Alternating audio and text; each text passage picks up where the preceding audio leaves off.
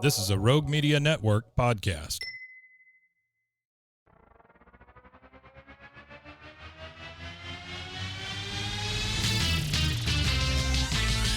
Bros and foes and heroes. Gonna tell you about bros and foes and heroes. Gonna tell you about comic books, costumes, facts, Boots! and other stuff. In this week's issue, Hey, I get to do it this week. Okay, hold on. Spider-Man, One More Day. Welcome into Bros, Foes, and Heroes. I'm Zach, joined as... No, actually, this week, it's a bit different. Still a marvelous one indeed, but not Mike. I'm joined instead by Mr. Mason. Mason, how are you doing today, sir? I'm okay. Sorry. My chest hurts.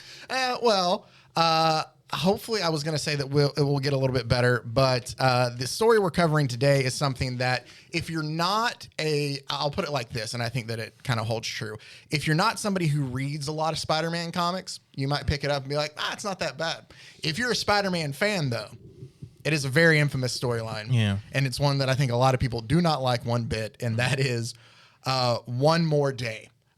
Which was the 2008, I believe, 2007, 2008, around that time. 2008, because it was after Civil War. After Civil War, 2008. I'm pretty sure there's also a little bit after Secret Invasion, I'm pretty sure. Yes, I think you're about right there. But what we have is, it's a story, essentially, well, to get us to the start here, there's some things we need to cover.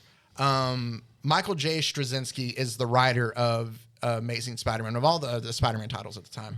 Mm-hmm. He had a 6-year run on it, and this story is the end of his 6-year run. Babylon 5, I think. I think you're right, too. But this Spider-Man story was the end of his 6-year run, and then Dan Slott took over. Not technically. It was. They start afterwards. It was Brand New Day, that's where they cycled writers every couple of issues for a good 2 years, and then he took over. And then Slott took over for a 10-year run or something like that, though. Well, technically, he counts his start of 10-year at Brand New Day because he goes until around 2019. Okay. But it was the end of one era and kind of the start of a next one when it came to Spider-Man titles with this. There's also when there's 4 consecutive Spider-Man titles. That is true, too. Because once Brand New Day comes out... It's just amazing. Is it? Yeah. After once Brand New Day starts, they only have published Amazing. Oh, okay.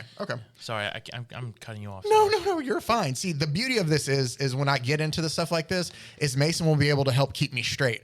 Whereas, not taking anything away from Mike, but I feel like sometimes when I start talking about things, Mike sucks. I feel like, oh man. But to get to the start of this, there's a little bit of the story for One New Day. There's a little bit of just things we need to cover, and it's not a lot to kind of get you set up for this story. There's going to be a little bit of spoilers just to kind of set up where we are. But I think if you've watched the movies, some of this will sound familiar. They use bits and pieces of Civil War for Civil War and of One More Day for No Way Home and things like that. So bits and pieces of this might sound familiar, but it's kind of a different story. To get where we are at the start of One More Day, there's also another storyline from this arc, or from the Michael J. Straczynski run on Spider-Man, called Sins Past, that we will get to at some point in time too. That happened earlier. It's another very polarizing arc in a way, but for us to get here at the start of One More Day, we see the end of Civil War. And essentially what was big about Civil War for Spider-Man, at least, was in in issue 2 of that series, Tony Stark essentially gets Peter to join his initiative of signing up for the Superhero Act, and he builds him this iron spider suit, and he convinces him to reveal his identity to the public. And he's a part of that until he kind of shortening up a lot and making it, kind of simple. He realizes Tony's being poorly written and has to jump ship. Well, that and the heroes that are refusing to sign the act are being locked up in some kind of the negative zone. Exactly, some interdimensional prison, and it doesn't sit well with Spider-Man. The negative zone. Yeah, it doesn't sit well with Spider-Man, so he decides, nope, never mind, and he goes and he joins Cap, and he essentially becomes kind of like a fugitive on the run. Then, he gets the black suit again, not which Venom, is cool. but just the black suit. Then a giant battle happens between the two sides in New York. with Cap ultimately surrendering, and it does lead to his assassination around that time too. But that's not part of the story we're talking about here.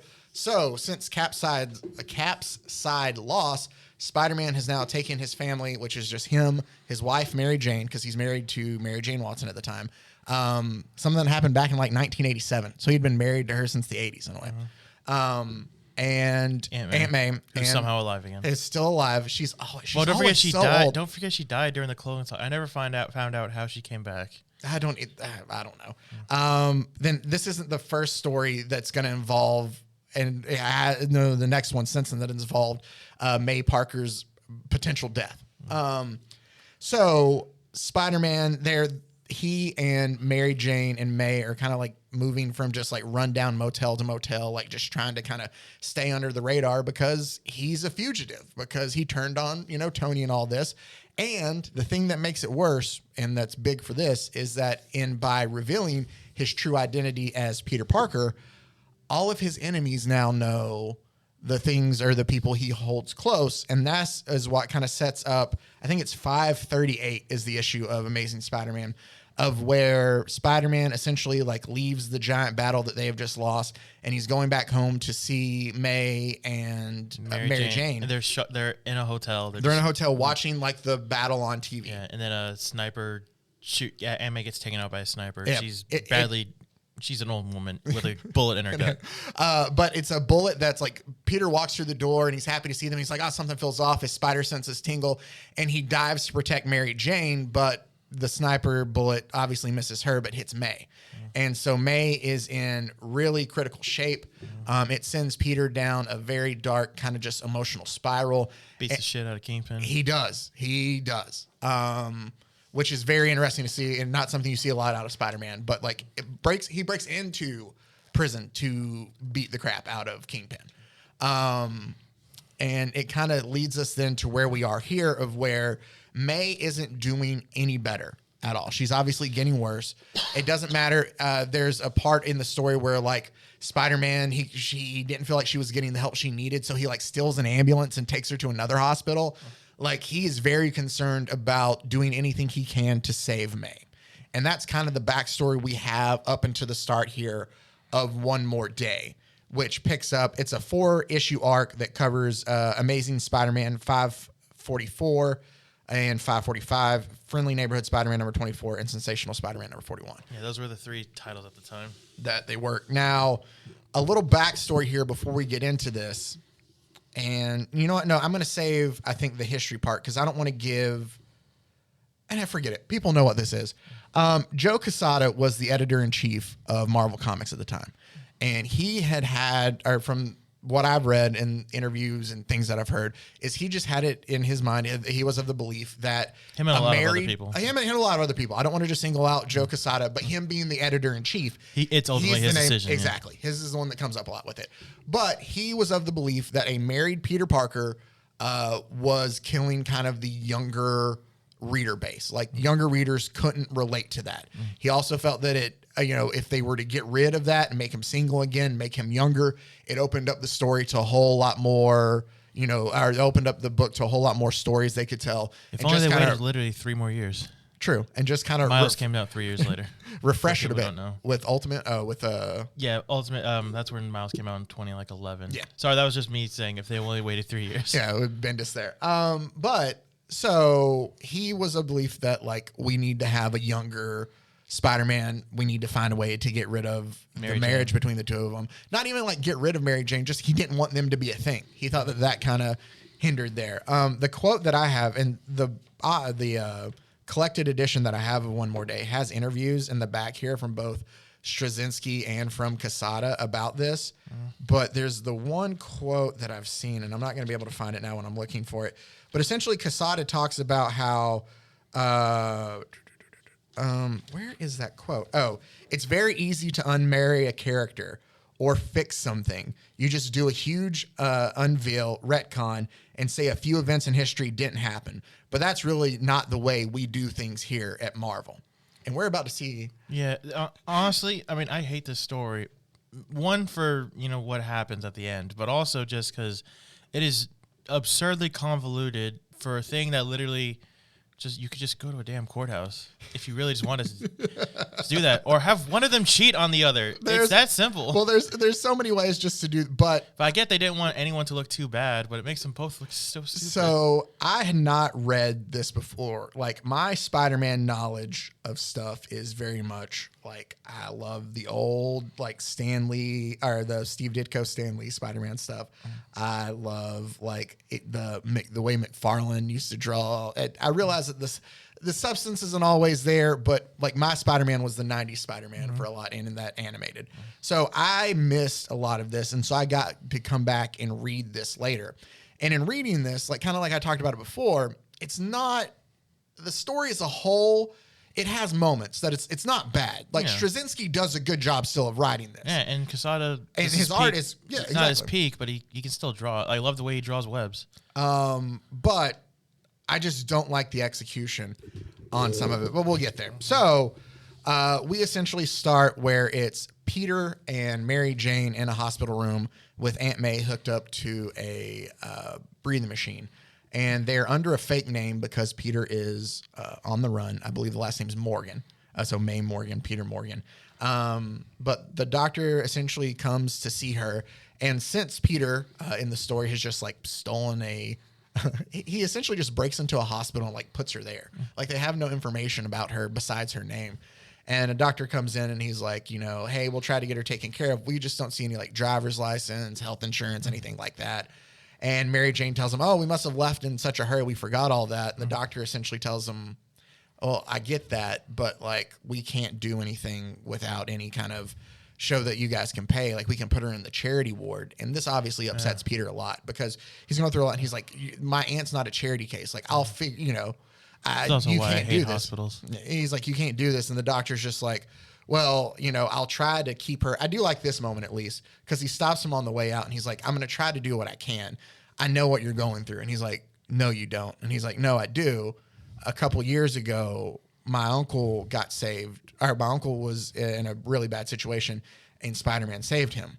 And I told him that I would return the favor. And he kind of hands him the newspaper that has the picture of Peter in there showing him unmasked as Spider-Man. And it's the same panel, the same David Finch panel too. It is the same, yep. And so cool. The doctor essentially knows like, hey, I know that you're not Peter Morgan, you're Spider-Man. And he tells him like, I'll do what I can to hide her. But if they find out, they're going to eventually move her. So a desperate Peter tries to figure out, what am I going to do? Like, I need to find some way to pay for this. He's broke. That seems to be a typical Spider-Man staple. Just like a lot of us, I totally get it. But he doesn't have the funds to, provide May the support she needs. So he goes to the only man he can think of with that kind of money. And it's a man that obviously cannot stand him. And they do not have a good history at that time. And that is Tony Stark. To the point where Peter breaks into Stark Tower and it kind of starts a fight between Iron Man and Spider-Man. I say Spider-Man. The beauty in all this too, I liked a small thing that you can kind of show see the, I don't want to call it desperation, but just Peter's mood is he is swinging around through a lot of this story unsuited up. Like, obviously he has clothes. He's in his street clothes for all this, which you don't see all the time. It's weird to see just Peter, kind of swinging through the city in street clothes, but he very much, the only thing that's on his mind in all of this is May. And you can kind of tell just by the small little things like this. There's a giant battle between him and Tony. And the two are fighting back and forth. And the quote that I like from here is, so let me kind of set up this fight. There's nothing really of harm done between the two. Tony kind of just uses one of his repulsor gloves, I guess is what you call them, to set off like this bright light that blinds Peter because he's just trying to like calm him down and all this and like get authorities there to arrest him because he's a fugitive. And Peter just essentially closes his eyes and lets loose all of his webbing until he kind of cocoons up Iron Man. That's the best way that I always like to say is he just kind of cocoons him up. It is a really cool picture in there.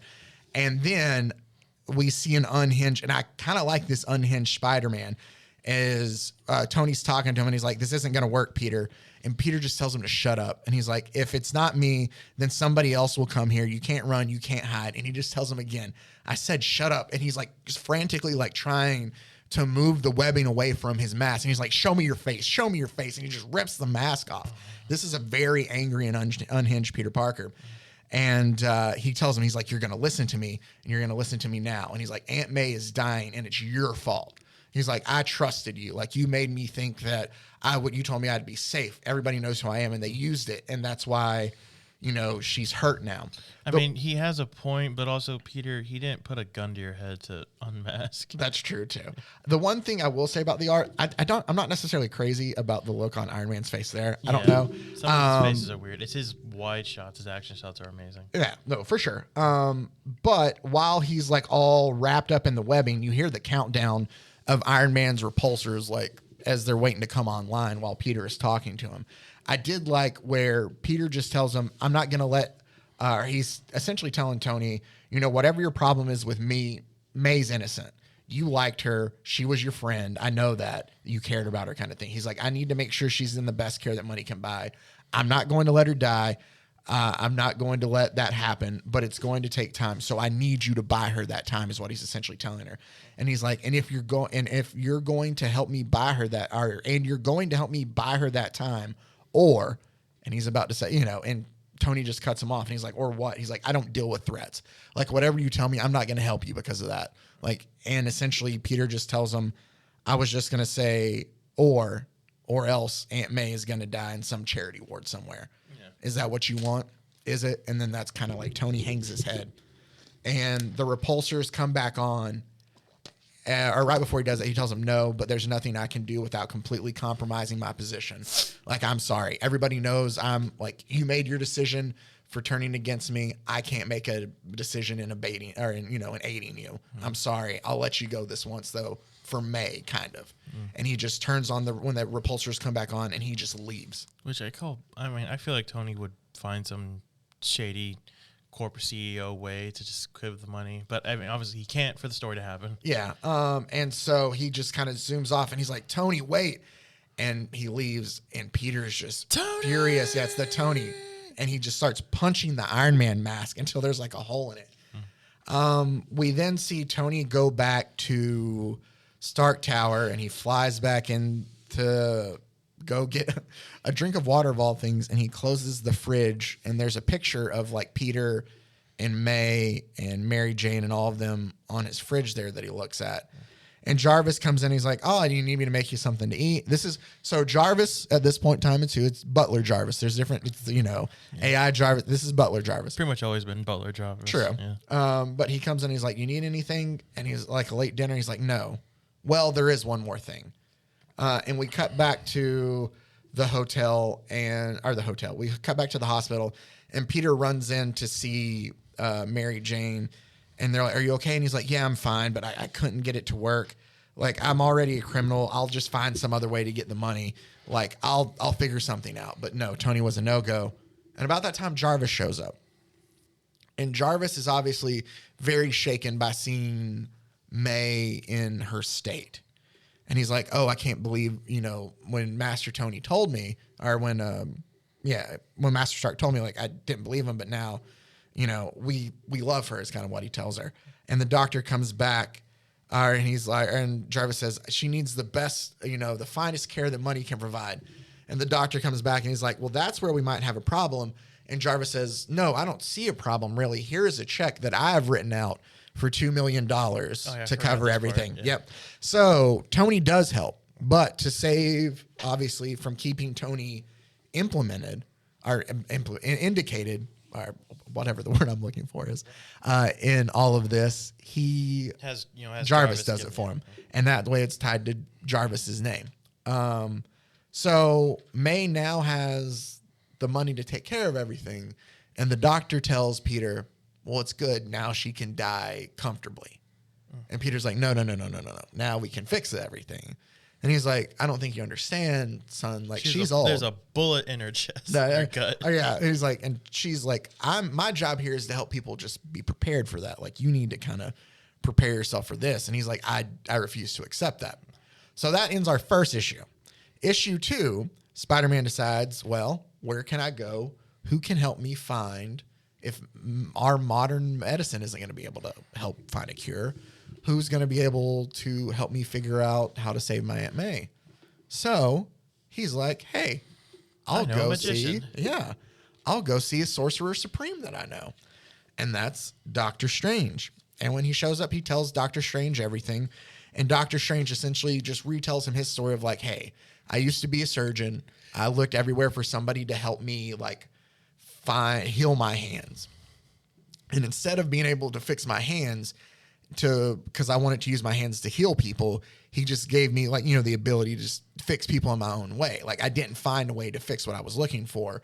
There might not be a way to fix what you're looking for. You need to accept that. But he does call a spell together to use. I can't remember the actual thing that it's called here. It's the Hands of something. Where is this at? The Hands of the Dead. There we go. That they use. And what it essentially does, Doctor Strange cites some Latin. And what it allows Peter to kind of be like everywhere and nowhere at once. It essentially allows him to go through all these different dimensions and talk to everybody all through this time to tell them all his story to try to find an answer. Like we see a nice little panel and it's him talking to like everybody he could think of. Like it's him talking to Reed Richards. Mm-hmm. Reed Richards doesn't have, it's him talking to Storm and Black Panther. It's him the talking to, team. Yep, the excellent team. It's him talking to Morbius. It's him talking to the Night Nurse. It's him, just like anything he can think of. There's even him talking to Beast. And he's like, gotta cross off every potential option. Is that, I can't remember. I think that's not Thinker. That's what was the he's a Fantastic Four. I'm pretty sure he's a Fantastic Four guy. Oh, is he? I think that's I can't think of his name. Oh, well, I think I'm pretty sure that's a Fantastic Four guy. Okay. I have, and obviously Doctor Doom's there too. Like he goes to talk to like Dr. Octavius. He's even talking to his villains. He's talking to literally anyone he can think of who has a brain. Who has a brain that might be able to help him find a way to save Aunt May. And the thing is, he's getting the same answer everywhere. And that's a no. There's nothing we can do. So Doctor Strange tells him, he's like, I'm sorry, just sit here, just realize like, hey, maybe there's nothing you can do and just move forward there. And Doctor Strange turns to leave to kind of give him a little bit of time.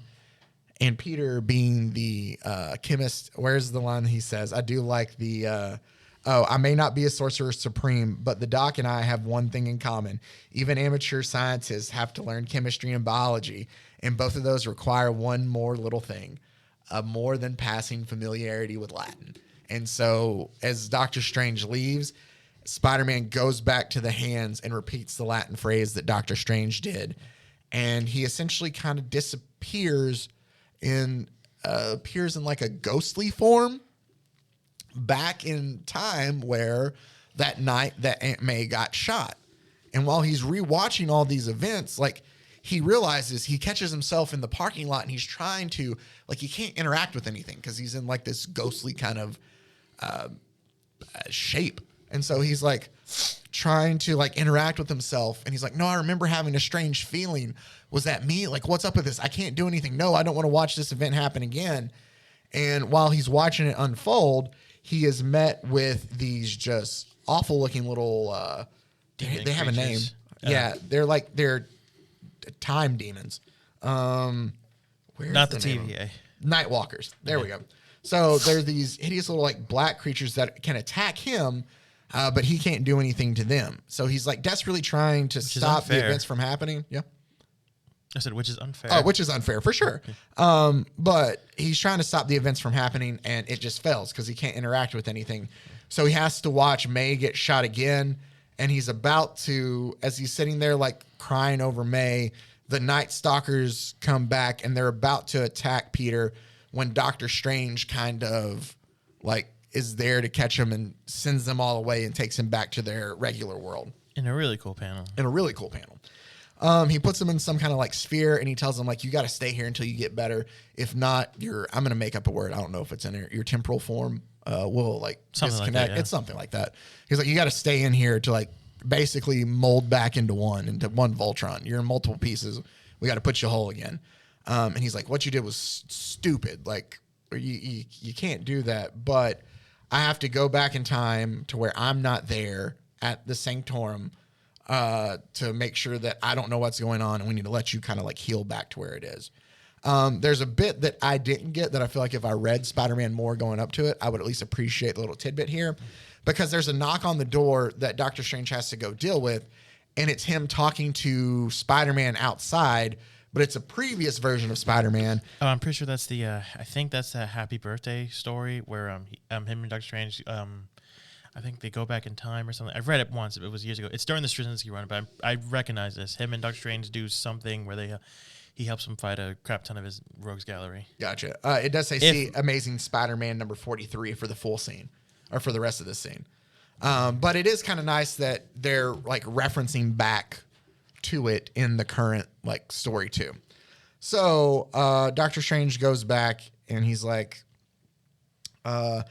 isn't there some way, like, how can you fix me up and not May? And Doctor Strange tells him, well, magical cures for magical ills, and it's not your time. Just as this is not your time, the universe calls us home when it is time for us, for your aunt, like it's her time. And Peter just still doesn't want to hear it. He's like, yeah, well, the day I actually believe that, I'll be sure to let you know. And he kind of gets up and he goes, they kind of put him back together again, and he goes to leave, and he tells him, stop blaming yourself for the inevitable. Like, she's not going to be around here long.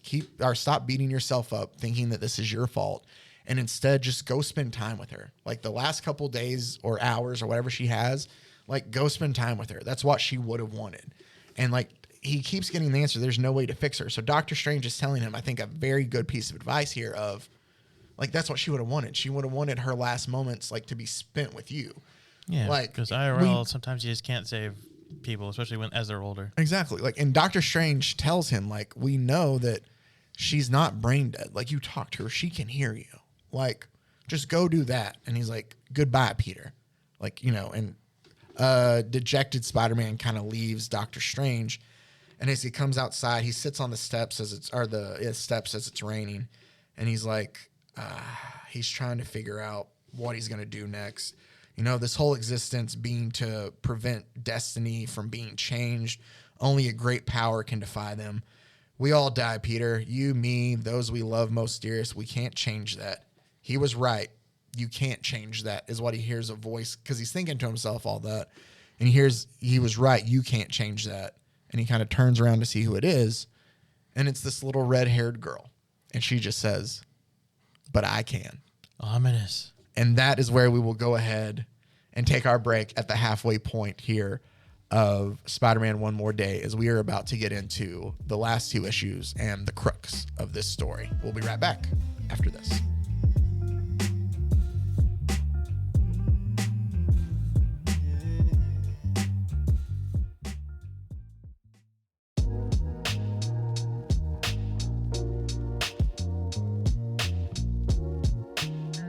All right, welcome back into Bros, Foes, and Heroes as we continue Spider-Man One More Day, the last two issues of this storyline. And there is a little redhead girl that has told Spider-Man that while nobody else can fix what is ailing him, and ailing him being Aunt May dying, she can. So Peter is very confused by all this. And he's like, what are you doing out here, like, by yourself? It's not a safe place for this. And she's like, well, if I told you, wouldn't that be me talking to a stranger? And he's like, well, yeah, I guess you're right. She goes, so you don't want me to do that, do you? He's like, yeah, no, I guess you're right. And he goes, you don't understand. It looks like there's nothing anyone can do to help. And I'm kind of at the end of my rope. And the little girl goes, you haven't even seen the rope, but I can show it to you. I know where it is. And she's like, what are you? And she's like, do you want to save her or don't you? And Peter's like still kind of confused by this. He's like, and she's like, well, then come on. So he starts following this little girl, and he's like, Not creepy at all. Yeah, not at all. And she tells him, though, I don't have a lot of time, but you have even less. And her, the one you're trying to save, she has no time at all. So it's very ominous that she's just kind of walking, and Peter's just following this little girl here. he's like, I don't think you should.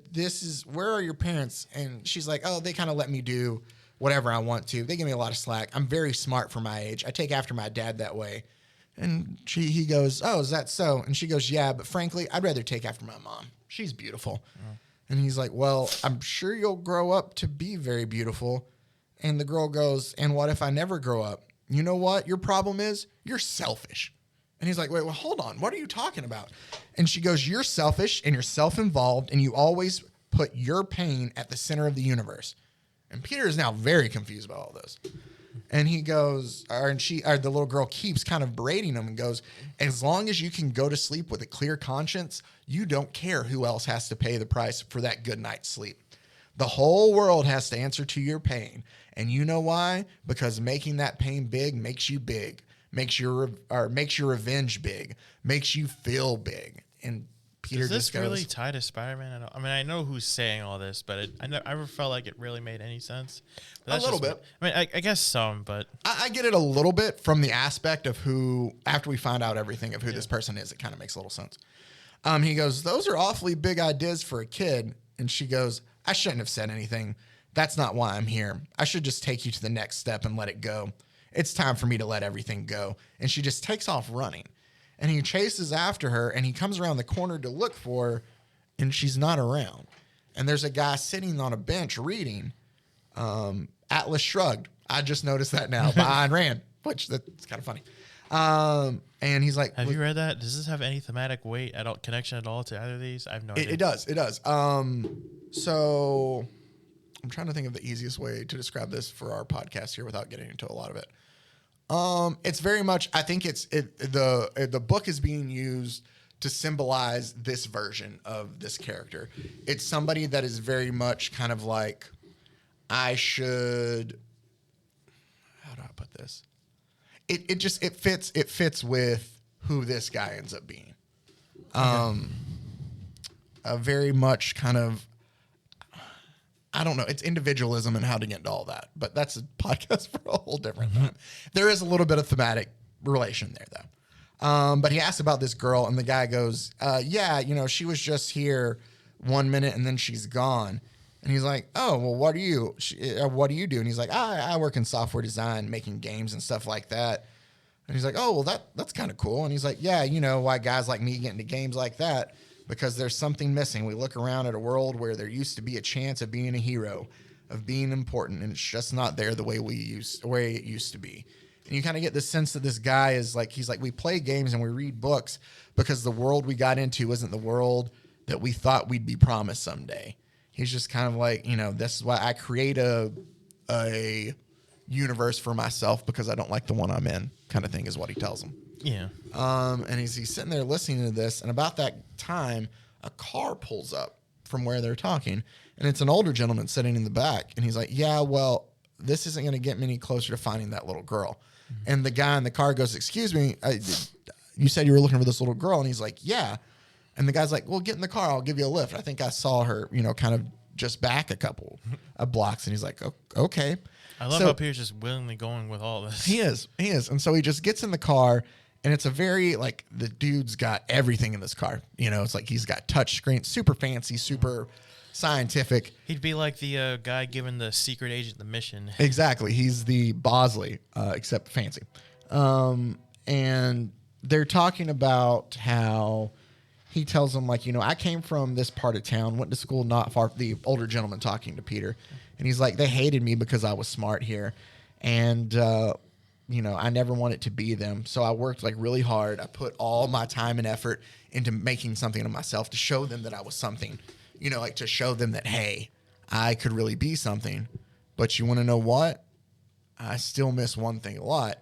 And it was just this girl, like this young woman in high school. She was beautiful. I loved her so much, man. And I would give it all just for that. Like I would. It's just, and he's just kind of like talking about it. He's like, I live in a 10,000. He's like, that's what I would want more than anything. It's just like her to honestly love me. And he stops and he's like, all right, end of the line for me. She's waiting for you in there though. And he's like, like down an alley. And Peter's like, I don't think that this is okay. And he like walks and he's like, right, hello? hello? And he's like, look in this empty alley. And we see I'm right here. To now we get a woman in red. And she's wearing this woman in this giant red dress. And she goes, I've always been right here. And Peter's like, listen, I think there's been some kind of mistake. Like, and the woman goes, no mistake. I've been waiting for you.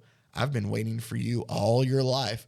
And I do enjoy, like, in all of this, there's at least one Peter moment, like, just feels, and he's like, shouldn't that be my life? Like, you've been waiting for me all my, and he's like, well, wait, no. It's just like he has this moment of even in that where he's like just kind of arguing the semantics on that. Yeah. And he's like, I suppose that depends on how long either of us live. But he's like, maybe I'm having dreams kind of like that. And he's like, she goes, how do you know this isn't a dream? How do you know that your whole life hasn't been a dream? Maybe is what she tells him. He's like, yeah, well, if I wake up as J.R. Ewing in a shower, like I'm just going to be really mad.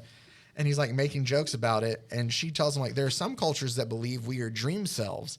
Like each, that we have dream selves. Each is real as the walking selves, each living their alternate lives. It's just little alternate futures, little things that happen that change destiny so much. And Peter's like, well, I'm sorry. I don't believe anything like that. And she goes, well, that's too bad because you just met some of them on your way here. The guy that was the software designer who's very much about kind of individualism and turning within and kind of shunning the world on the outside is one Peter. The older gentleman who dropped him off is another Peter. We don't know about the little redhead girl yet. Yeah, and the high school girl was obviously a reference to Mary Jane. Mary Jane, or it could have been Gwen. It could have been Gwen. Gwen was technically college. It doesn't really matter. But and we then get panels of like it shows where she tells him like all it could take is just a few words, and it shows panels from like the very like his origin of where the spider is going down, and it shows him walking to where he's gonna essentially the spider's gonna land on him, and then you see somebody else, hey Parker, look at this, and he just kind of turns around to walk back to it, and the spider lands on the floor and scurries off, just showing that all it takes is a few words to change everything up. And that's when she tells him like, that's what happened to who you met. Like in one reality, your rage and resentment turn inward. You pulled away from society, from a world that you couldn't control, that will never recognize your potential, losing yourself instead in the worlds that you can control and create because they aren't real, or because they're not real, and you lose sight of your own potential. In the other reality, like another self of you directed that anger outwards towards proving that you had value to everybody else, basically telling them like, hey, you wanted to earn enough money to grind those who laughed at you into the ground, kind of. But by doing so, like, you want it to work so hard to prove yourself to everyone except yourself. And like, you're not happy by doing so. But these are all just versions of you. And I forget, what does it have to do with it all with the story we've been going that's to, Zach? And he's like, those are the only two out of an infinite number that are, she goes, but I must confess, I find it interesting that nearly all of those iterations, you end up alone. And he was like, yeah, is that so? So which of the iterations do I end up a little girl? And she goes, oh, that's another story you're not ready to hear yet. I'm not ready, and I'm not ready to tell you. Soon enough, though. And Peter's now at this point just kind of angry. And he's like, okay, look, I don't know what you are with this game and what you're playing, but I've stopped caring. I've got important things to do and not a lot of time. And the woman in red says, actually, time is all you have. And for these important things, you've already failed. Everyone's told you the same thing. Your aunt is going to die, and there's nothing you can do about it. And we get the zoom in kind of on the woman in red, and her eyes, they are glowing red, and it's like an electricity kind of from them. And then the font changes, not only color, but also like the type font too. Yeah, it goes from black to red. But I can. Da-da-da. And we get a giant full page picture of, I am the one who can save her. And Spider-Man says, Mephisto? Now, how much? Which, I mean, the page looks great. The page looks great. But again, it's hilarious that Mephisto literally pops out of fucking nowhere. He does. If you're like, oh, who's Mephisto? Here is the easiest way to, and I think it's accurate to clarify Mephisto. He is the devil of the Marvel universe. Yeah, Marvel Satan. He's Marvel Satan. That's essentially what it is. Like he was like in Marvel, like back in, I think, it's not Ghost, Silver Surfer 3, like back in the 60s when he's created. But he is created by like God, by an, a God-like being. It is essentially Marvel's God and Satan. So that's right. The devil is telling Spider-Man, I can save Aunt May. Frequently does issues with, typically Doctor Strange and all that. He's more mystical. He's usually on the mystical side. So again, him showing up in a Spider-Man book is very strange. Very random. Like out of all the characters. Exactly. And he's like, oh, that's what you want? Let me guess. You want my soul then in return for that? And he's like, no. I don't want your soul. He's like, you want to know what happens to the souls of the people who sacrifice themselves in hell? He's like, they suffer righteously. Like, they sit there for eternity knowing that their actions saved someone else. He's like, that's no fun. What kind of suffering is that for me to enjoy? Yeah, but it's also kind of stupid because Mephisto, you should have realized that after the first time. Why'd you keep freaking doing it if you hate it so much? Yeah, he's like, and really, like, where's the fun in that? He's like, I want suffering. I want pain. Like, that's not fun.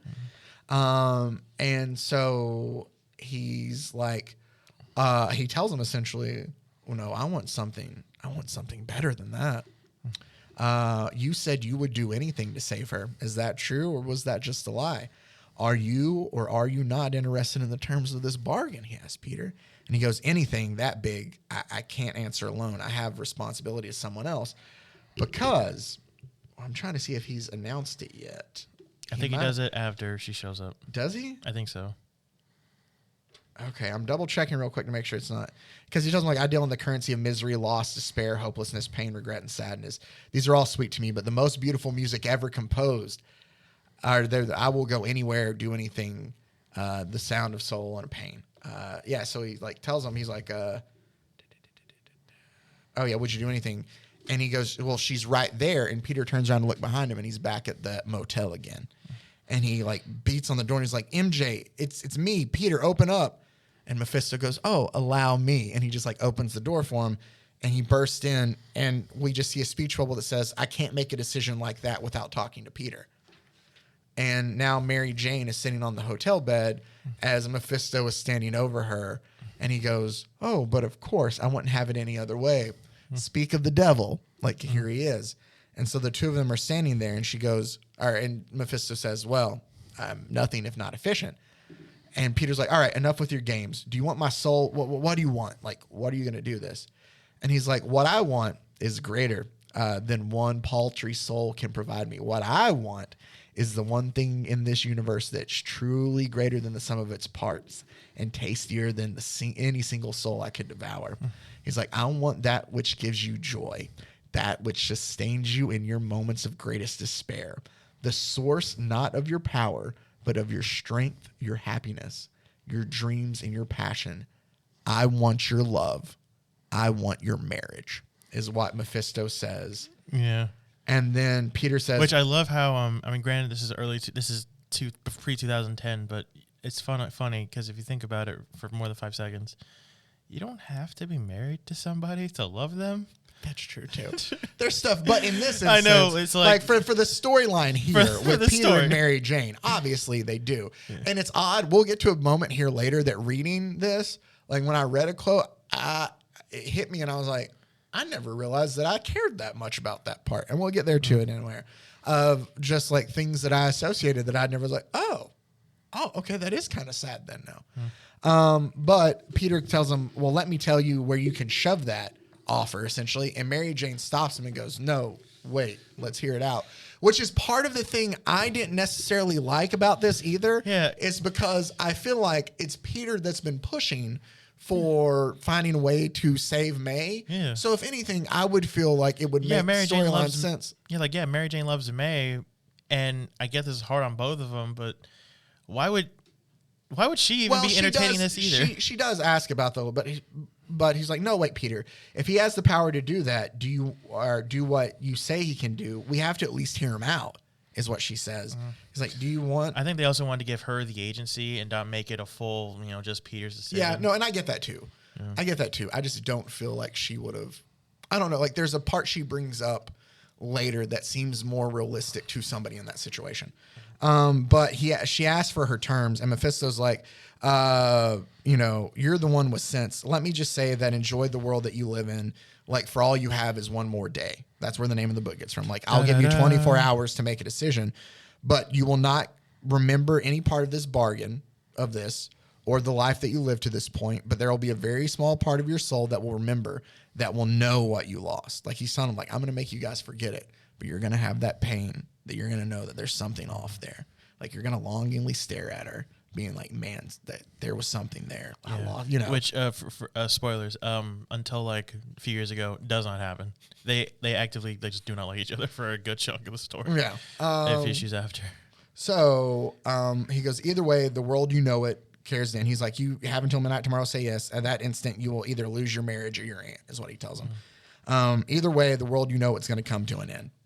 And that is where we end that story, and we get into our very final issue here of part 4 of 4 of One More Day. And the cover just says "Nuff said," which I never really got. Yeah, it's a really stupid cover. Yeah. Also, I like the design, but the "Nuff said" it makes no fucking sense. Yeah, like if just that's good. Yeah, because it's the Mephisto glove with the he's tearing the page or their picture. Yeah.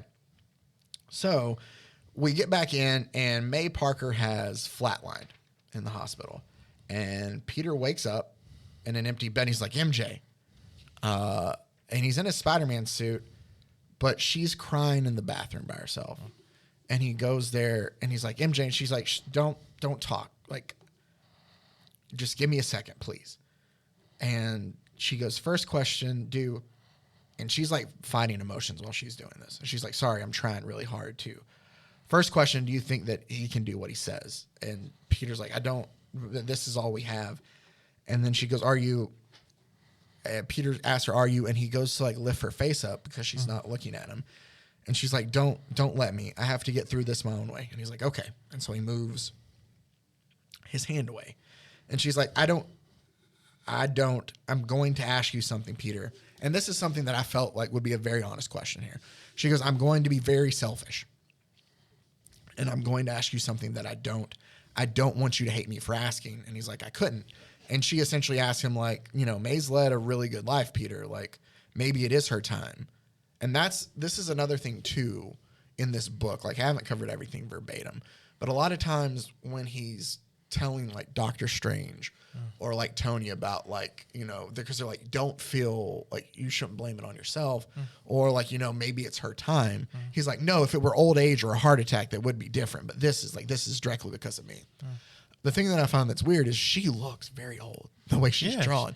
She's always looked old. I know, but like when you sell that part, I think you gotta youthen May up a bit if you're trying to sell. Yeah, make her look like Marissa. I mean, granted, this was years before. Make her look like Marissa Tomei, like a little bit. That's like that Aunt May has plenty of years left. That was a life stolen, but she's but the way 70, that they 80. Her, yeah, she looks like that. So I mean, like, I get Peter not wanting to say goodbye, of course, but when he's always just and his like, reasoning makes sense. It wasn't old age, but again, I don't know. These are all some. I get this. I'm just, they're. I can't argue about it too much because they're debating on whether or not to give their marriage to the devil. So I mean, it's like, what can you say there? It's a silly thing. But they go back and forth, kind of debating this. And there's a lot of like, he's like, I thought about this, and he's like, because Mary Jane's like, what if it's her time? And Peter does that same thing. Like, it would have been different if it were old age, all that. I just can't. She's like, I'm responsible, MJ. Even if I'm not, like, the logical ways I'm not, in my heart, I am. And it always kill me. Like, I couldn't live with that, MJ. I just couldn't live with myself. I'd break in two. And that's when kind of MJ has her own moment. She's like, oh, well, that's great. And he's like, well, no, I didn't. She's like, so if I say we let her go, then I'm responsible for you breaking in two. And she's like, no, I'm not. And she's like, don't do that to me, Peter. Don't put me in that position. And it's like they're having like this, just very heartfelt, like, back and forth. I will say, it's not the writing in this. Like, Straczynski does a very good job in the writing. Yeah. I just it's don't still like hard to the tell. story. Yeah, it's also hard to tell if it's Straczynski or Quesada writing it. It's hard to tell. Yeah. So, and I'll get to that a bit. This is Straczynski's last official issue too. It is. Yeah. So we have like these long panels of them kind of just sitting there and Peter's about to say something, and Mary Jane just kind of like shushes him. They're just kind of enjoying this moment together of the two of them in whatever embrace. And he's about to talk again, and she hushes him. She goes, I remember all of it, every little detail, and no matter what that monster does, nothing will ever take that away from me. And so essentially, like, she has told Peter that she's decided that they're going to give up their marriage then to save Aunt May. So Mephisto pops back up, and he's like, all right, tell me exactly how this works. And he's like, you shouldn't worry yourself over such details, which always just seems like, that's great. You want to make a deal with somebody who doesn't want to give you details. And you're just going with it. Yeah. And he's like, not a lifetime, no. Your marriage is a bit of a stick in time that I will simply painlessly remove. All else will remain the same. And he's like, and Peter's like, I don't understand. He's like, well, you don't need to. All you need to understand is that your aunt will live. Did you hear that? Because you hear bong sound. He's like, that's the sound of your aunt dying. Time is nearly up. And so the two of them talk about it. And MJ says, you're going to put his life back just as it was. You're going to give him a chance at happiness. Because she tells him, like, you were just going to bring May back. Like, what about everybody still knowing his identity as Spider-Man? You didn't say anything about that. And so Mephisto goes, if that's all it takes for this deal to happen, yeah, sure. I'll go ahead and make sure everybody forget his identity too. And so that's where she tells him, like, you're going to put his life back. Which is a clear, just like, we didn't think of that for a second. That was clearly added last minute. It was, yeah. And he goes, and why should I do that? And she goes, because of what I can offer you. And he goes, and what might that be? And she leans in, and we can't see what she whispers. And Peter doesn't know either. Just says, MJ. I think it's referenced in, like, I think one moment in time, I think. I think so. It's brought up later. I'm pretty sure. I know it's something stupid. I'm pretty sure. Yeah, I remember that people not liking it either. Yeah. And he's just like, MJ, what did you do? And she goes, isn't time to? And then about that time, he goes, she's right. Time is running out, and yet only one of you has agreed to my terms. I can't go any further until then. And so, like, they're sitting there, the two of them back and forth, and he's like, fine, do it. And Mephisto goes, all right, done. Now that our deal is sealed, I must admit I'm a bit surprised. And he's like, surprised? Yeah, as I've said, within specific limits, I have the power to change certain things. Sometimes all it takes to change one big thing is to change one little thing and then turn a possibility into a probability into a fact. You know, he's like, you know, those you met yesterday were all stuck possibilities. I thought you might find it instructive to meet them. Yes, I'm surprised. Surprised you forgot to ask about me. And it's the woman in red. She goes, and I'm a possibility yet to come, but that's a discussion for another time. And that's when Peter hits him, and he's like, oh, that little girl. And Mephisto goes, yes, that little girl. Rather than bringing forward a possibility, I brought a fact backwards. And he was like, and then the little girl appears and basically tells him, I'm the child that you two will never have now. That you've decided to save the life of your aunt. And the little girl goes, I would have been the best of both of you now that you've opted to save your aunt. And like Mary Jane is just like breaking down crying. Yeah. And she's like, I will never be. And she frowns. In the next panel, it's a face, and it turns into Mephisto's grin. Yeah, which is nicely done though. Yeah, Mary Jane and Peter look pissed. Yeah, and it's like, did you read the Nick Spencer run? I did not. Well, at the very last run, that whole run is clearly building up to getting them back to like getting married, because they get back together issue 1. Yeah. And then they're setting up, there's teasing all the times with wedding rings and all of that, and Mephisto pops up every once in a while. They're clearly teasing he was going to try to get them back together, clearly, but somehow it is very obvious, like the last few issues, something changed. And then they undo Sins Past, but they change it to where they keep them separated. They're still together until literally the next run. But it ends where Dr. Strange talks to Mephisto and was like, hey, what'd you do with Peter? What do you have? What's your history with Peter Parker? Mephisto never tells him, but he does ask, he's like, well, why do you care so much about this? Because Mephisto's been watching these things happen. And Mephisto reveal, it's not officially said, but it's shown in panels that Mephisto does something to bring hell to Earth. And the only person who stops him is a girl with red hair in a spider suit. So it's retroactively makes that he did this not for the pain, but to make sure that their daughter never exists, and like stops him. Oh, okay. Yeah. It's weird how they retcon things, but that's okay. yeah, it's a retcon that didn't need retconned, but it's that's at interesting, though. least it gives him a reason to do this. Yeah, I still don't like it. I still wish they just got back together, but Yeah, whatever. we get all these bongs of like obviously the clock striking midnight, and the last two things they say is Peter says, "I love you, Mary Jane Parker," and she says, "And I love you, Peter Parker." And then you get the last bong, and they kiss, and then we get a splash page, a 2-page, just splash of all the different moments from the run of the two of them together, and then we get the black. This was it, and it was weird that for some reason it never hit me. The last thing she says to him is, Face it, Tucker, you just hit the jackpot. Exactly. Similar to the first thing she says when It's she's so- first introduced. exactly. And so it's one of those where I was like, oh, that is a very Mary Jane thing. Like that phrase there, and I was like, oh, that's kind of sad. Yeah. Yeah, and so like that Why do you hit have me to, there. like, you guys wanted to do As this. they Why are you making fade it so out. sad? Yeah, and then we wake up, we get the last bong, and Peter wakes up to an empty bed. Somehow Mephisto rewound time. He rewound time, and he runs Somehow. down his apartment, or where he's living, and Aunt May's making him breakfast. And he grabs breakfast and he runs out because he's headed to a party. He still lives in her house. He still lives with Aunt May, and he shows up at the party. And while he's there at the party talking to Flash Thompson, we see him notice Mary Jane, and there's an awkwardness. Wait, I forget. Does Flash still have his legs? Yes, Oh yeah, Flash has his legs again. Flash has his legs in it. And Actually, no, I don't think that's done. No, I think that was later. that doesn't happen yet. But he's for some reason not in the army for whatever reason. but Flash tells him like, "Yikes, awkward thing's still frosty with MJ, huh?" And we don't know what it is, but Peter's like, "Yeah, I guess you could say that. I don't know if she'll ever forgive me for." And he cuts him off with, "Shh, everybody, he's here because Harry Osborn's back." And that's one of the things Somehow. that have changed as well, is that Harry's back now. So Harry's returned to continuity.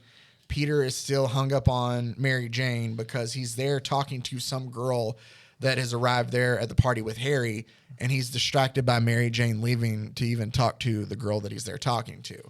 But at the end, they pour champagne and they toast to a brand new day, which is the next kind of arc that started Era of after that. Spider-Man. And that is where the story closes. Yeah, Brand New Day was essentially where Straczynski left, and they decided to do an initiative where, because like we said earlier, there were like 3-4 Spider-Man titles at this time, so there was like a book every week, but they were all telling their individual stories, kind of like Detective in Action. So what they did was, okay, we're gonna get rid of all that, just the one Amazing title to make it easier, until they stopped doing that. But what they did was they cycled through writers, so with Dan Slott, Zeb Wells, Mark Somethingham, a bunch of people, and then all various artists, and they just they changed it to where they would come out 3 times a month. So to cycle through, and that's why there were so many writers, and they did that for a long time. That's where Dan Slott's run started, and then until Dan Slott fully took over. Yeah, and he took over for a while. One quick thing just to bring up about this before we close out the episode, just kind of the backstory about this, because I read into that a little bit more, and we talked about it some, but Straczynski wasn't necessarily on board with the full story. From what I've been able to read and posts that he's had himself. I think there was a story I read where There's a reason he left after. Yeah, he hasn't really written anything since. they In Marvel, at least. they had Brand New Day already planned out. Like they were working on Brand New Day and like the first part of issues. And there was even one point like where they had decided in like the issue that they got for issue 4 that Straczynski written was completely different than what they decided on, because he wanted to do things differently. Like he didn't like necessarily the way this worked too. Yeah, I mean, I also remember they really had to change Sin's Past too. He had a very different original story for that. That's as true. well. That's true. He had to Marvel like editorial changed a lot of, and that I feel kind of what started the problems between him and there. Yeah. He also is on record, and Farina was saying was that he felt that if he didn't move forward and write the story, that they were just going to bring somebody else in to write it anyway. Yeah. And that he felt like he had done a lot with that character to that point that, it was like, well, I can at least control what I can with it. So I think that, others, because it's not just Joe Quesada, wanted a single Spider-Man. Yeah, Axel Alonso, everyone who worked on Brand New Day. Mm-hmm. They all wanted a single Spider-Man, and Straczynski, I think, liked he wasn't necessarily with that. I think he liked how it added to the character. Which I do too. And Spider-Man. granted, I do too. I'm not married, but I like, just him being an adult. Yeah, exactly. I will add that I think also for with the writing of this that, as you said, this was Straczynski's last kind of. This is his last story there, and he hasn't done anything necessarily since then. I think he's coming back to do one of those one of the things he's been doing where it's like in continuity previous stories. I think he's doing one of those. Okay. I don't know. I think so. I'm trying to remember. Well, that'll be cool. But there you go. So essentially, Spider-Man One More Day. It's kind of, if you've seen No Way Home, they found a better way to do that by making, not making a MJ deal with Satan and Ned and all them forget without having to make a deal with the devil. So there's ways to do it. That's the part. I feel like people could forgive this if it wasn't having to. Mephisto That's was the weird part. shoehorned in. Exactly. Like, it just out of everything again, because if he you- doesn't appear in there. Like you could do so He's many. not other- in. I've read most of this run. He's not in this run at all. No, only until then. Until this. So like that's the thing too is why would you think that Mephisto would be there? Yeah. It just doesn't work. Anyway, so there you go. That's the Amazing Spider-Man One More Day. Coming up here in the next couple weeks, I'm working on All-Star Superman that we'll get into. Thinking about potentially doing Old Man Logan finally. We got a bunch of different things we can look to, but a bunch of exciting things. Also throw in some of the older, just absolutely ridiculous comics that we love to do. And we have a huge stack of stuff from Mike's attic still to go through, just like Also, sweet another meats. thing. If you're gonna bring back Harry, why not bring back Gwen too? Exactly. Like if you're gonna do if Well, you're gonna do that's- crazy stuff. So that was do one of the it. things I wanted to add real quick before we left is I think that I read somewhere, and I could be wrong, but like some of the potential changes were like he wanted to retcon all the way back to like issue 71 or something, like from back in like the 70s of like or 60s. Is like he had retcons. If we're gonna make this deal, like we're gonna change things like Straczynski did. Yeah, like if you're he gonna wanted do to it- bring Gwen back. He's like if we're bringing Harry back, let's bring Gwen back. Let's do this. And everybody they were like, no, we already have this with Brand New Day, so we're not gonna do that. So that's part of it too. Just add a panel of her being there. That's fine. All right. If anything, that I'd want to read that because you know what Harry does after this? Nothing. He's back though. He's back and he has a kid with not Betty, Kat. He has a kid with Kat, and then he's dead again. He's dead now. He's still dead. Oh, he didn't do anything else in that time. I'm sure he does something else, but nothing really that important. well. You know which Osborn does all the important things? Yeah, It's not Norman. not Harry. Norman. Yeah, Gwen Back could have been cool. Hell, if you want him to have a girlfriend, but because he dates a bunch of women, none of them last. I feel like people would have been fine with Gwen Gwen. back Yeah, that's the thing. at this point. I think that it's either MJ or it's Hell, Gwen. especially since Amazing Spider-Man was coming out in just a few years. That's true. But yeah, hey, it's either MJ or Gwen. I think they're fine with one of those two. I prefer MJ, but whatever. I get it. But that is Spider-Man One More Day. As always, appreciate you guys taking the time out to listen. Make sure to check out all the other podcasts on the Rogue Media Network family of stations, roguemedianetwork.com. And until next time, stay safe, everybody. Golly Con. Frozen, heroes. Gonna tell you about Frozen, heroes. Gonna tell you about. This has been a Rogue Media Network production.